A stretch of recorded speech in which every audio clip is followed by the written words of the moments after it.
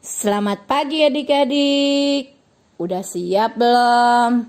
Siap ya, kita mau mulai IMPA kita di pagi hari ini. Nah, adik-adik, kita mulai ya IMPA kita ya. Kakak mohon adik-adik berdiri dan kita menyanyikan Kidung Ceria nomor 220 atau 220. Judulnya Kamu Dipanggil.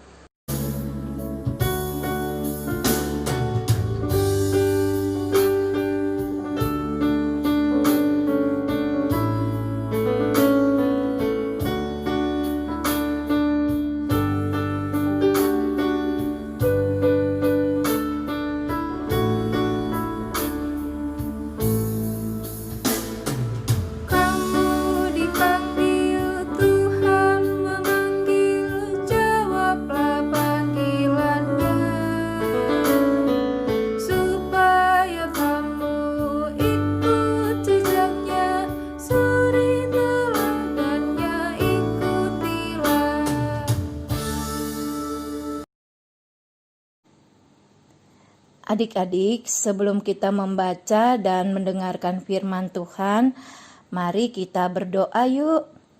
Kita berdoa mulai. Tuhan Yesus, terima kasih Tuhan. Tuhan boleh pelihara kami sampai pada saat ini. Tuhan, kami anak-anak-Mu akan mulai ibadah IMPA kami di hari ini. Tuhan berkati ibadah IMPA ini dari awal, pertengahan sampai pada akhirnya. Dan sebentar nanti Tuhan kami akan mendengar firman Tuhan dan membaca firman Tuhan dan akan disampaikan oleh Kakak Angel Tuhan. Tuhan berkati Kakak Angel dalam menyampaikan kebenaran firman-Mu ini Tuhan. Dalam nama Yesus kami berdoa dan mengucap syukur. Amin. Halo adik-adik, gimana? Kita udah siap buat dengerin firman Tuhan hari ini? Kalau udah, yuk kita buka Alkitab kita sama-sama dari 2 Korintus 8 ayat 1 sampai 9. 2 Korintus 8 ayat 1 sampai 9. Kakak bacain ya. Pelayanan kasih. Saudara-saudara, kami hendak memberitahukan kepada kamu tentang kasih karunia yang dianugerahkan kepada jemaat-jemaat di Makedonia. Selagi dicobai dengan berat dalam pelbagai penderitaan, sukacita mereka meluap, dan meskipun mereka sangat miskin, namun mereka kaya dalam kemurahan. Aku bersaksi bahwa mereka telah memberikan menurut kemampuan mereka, bahkan melampaui kemampuan mereka. Dengan kerelaan sendiri, mereka meminta dan mendesak kepada kami, supaya mereka juga beroleh kasih karunia untuk mengambil bagian dalam pelayanan kepada orang-orang kudus. Mereka memberikan lebih banyak daripada yang kami harapkan. Mereka memberikan diri mereka, pertama-tama kepada Allah, kemudian oleh karena kehendak Allah juga kepada kami. Sebab itu, kami mendesak kepada Titus supaya ia mengunjungi kamu dan menyelesaikan pelayanan kasih itu sebagaimana ia telah memulainya. Maka sekarang, sama seperti kamu kaya dalam segala sesuatu, dalam iman, dalam perkataan, dalam pengetahuan, dalam kesungguhan untuk membantu, dan dalam kasihmu terhadap kami, demikianlah juga hendaknya kamu kaya dalam pelayanan kasih ini. Aku mengatakan hal ini bukan sebagai perintah, melainkan dengan menunjukkan usaha orang-orang lain untuk membantu. Aku mau menguji keikhlasan kasih kamu, karena kamu telah mengenal kasih karunia Tuhan kita, Yesus Kristus, bahwa Ia yang oleh karena kamu menjadi miskin, sekalipun Ia kaya, supaya kamu menjadi kaya oleh karena kemiskinannya.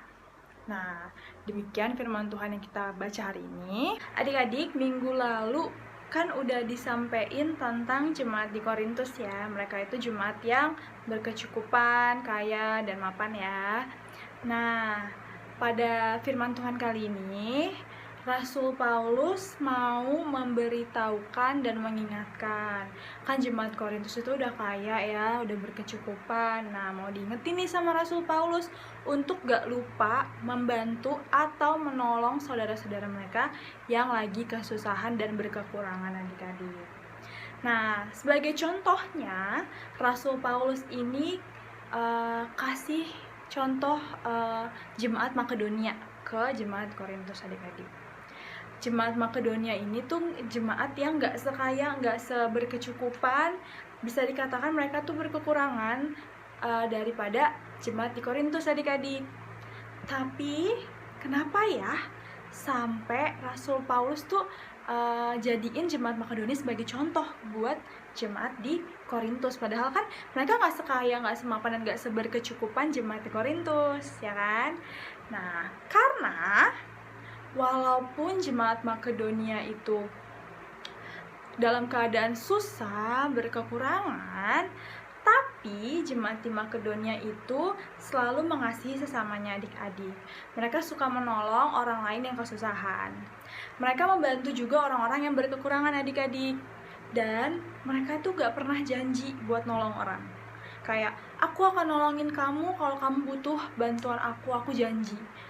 Enggak, tapi kalau ada orang yang kesusahan, langsung siap sedia ini jemaat Makedonia buat bantuin mereka, buat nolong mereka gitu.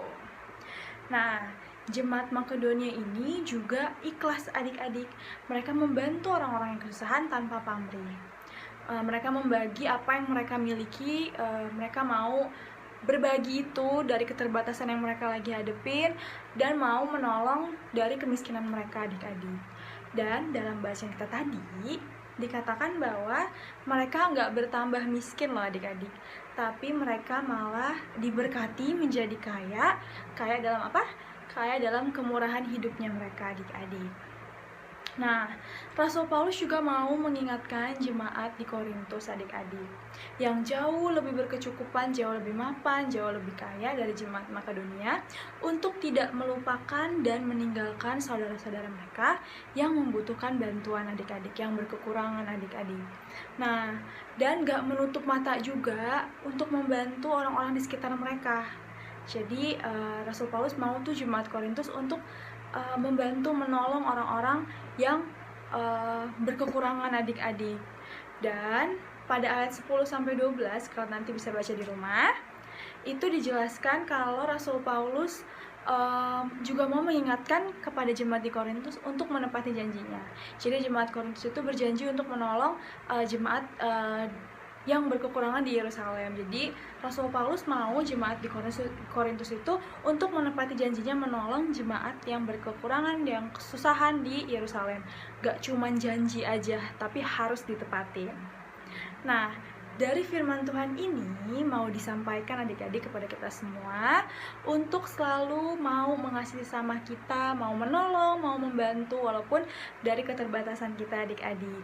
Dan kita juga diajarkan untuk bersyukur atas apa yang kita punya. Makanan kita makan, minuman yang kita minum, pakaian kita pakai, tempat tinggal yang kita tempatin, sekolah tempat kita belajar. Kita harus bersyukur sama semua berkat yang udah Tuhan kasih ke kita. Jadi kita nggak boleh ngeluh ya. Dan kalau misalnya kalian misalnya nih kalian punya berkat lebih, mama papa punya berkat lebih, kalian dibeli mainan baru atau pakaian baru, kalian nggak boleh ngejek teman kalian yang nggak punya barang kayak kalian. Iya, aku punya loh barang ini, kamu nggak punya. Itu nggak boleh ya. Jadi tetap harus ditemenin, harus main bareng-bareng gitu.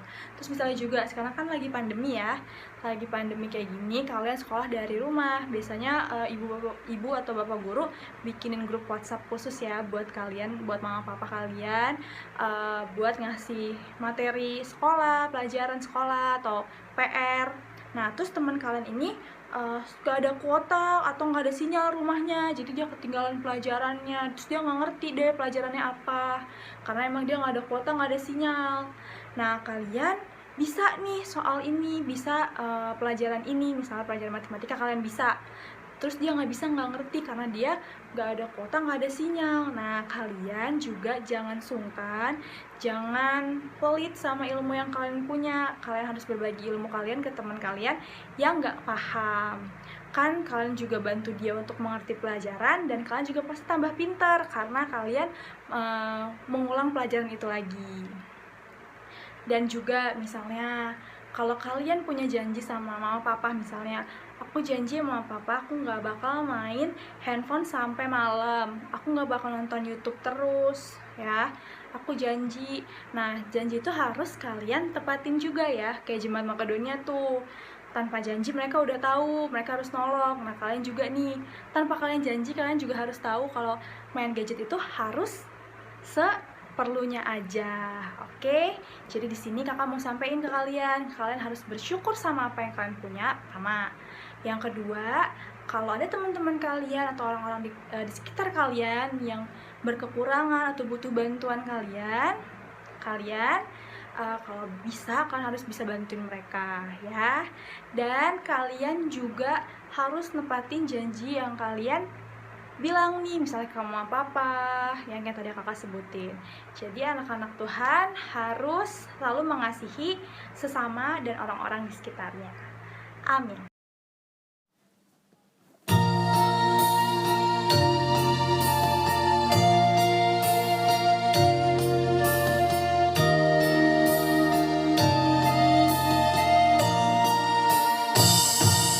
Aku suka membagi pada orang tak punya, agar Tuhan dipuji tiap orang di dunia.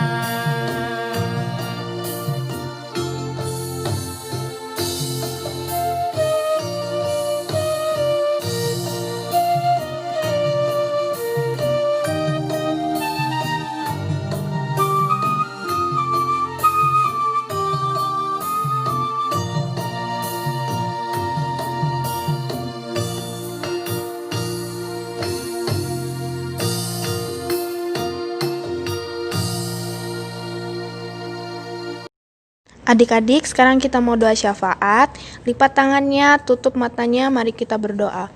Tuhan Yesus, terima kasih Engkau sudah menjaga kami dari hari Senin sampai di hari Minggu ini, sehingga kami masih bisa beribadah, masih bisa mendengarkan firman-Mu walaupun secara online.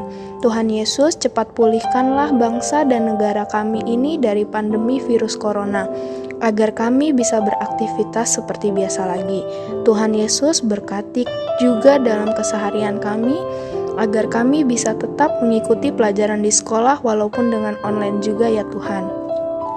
Jadikanlah kami anak yang dengar-dengaran dan taat akan firman-Mu, dengar-dengaran sama mama, papa, kakak maupun adik, dan juga guru-guru kami di sekolah. Jaga kami selalu ya Tuhan, agar kami bisa melewati 1 minggu ke depan ini. Dalam nama Tuhan Yesus, doa ini kami satukan dan doa Bapa kami. Bapa kami yang ada di surga, dikuduskanlah nama-Mu, datanglah kerajaan-Mu, jadilah kehendak-Mu di atas bumi seperti di dalam surga. Berikanlah kami pada hari ini makanan kami yang secukupnya, dan ampunilah kesalahan kami seperti kami juga mengampuni orang yang bersalah kepada kami. Dan janganlah membawa kami ke dalam pencobaan, tetapi lepaskanlah kami daripada yang jahat.